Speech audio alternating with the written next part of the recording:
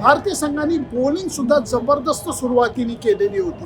मग त्याच्यामध्ये हर्षदीप असू देत, हार्दिक पांड्या असू देत, पहिली विकेट काढणारा अक्षर पटेल असू देत आणि हुकमाचा एक्का बुमराह असू देत, सगळ्यांनी अचूक मारा केला आणि सुरुवातीला धावगती एकदम रोखून ठेवली।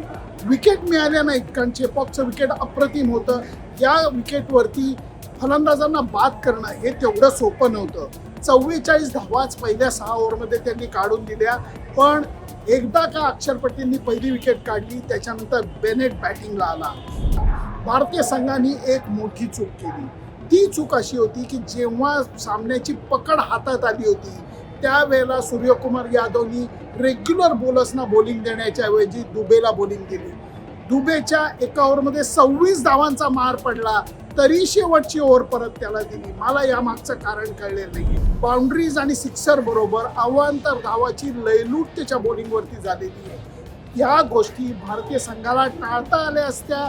नेट रन रेटच्या दृष्टीने एक दणकट विजय, अजून मोठा विजय हा मिळवता आला असता।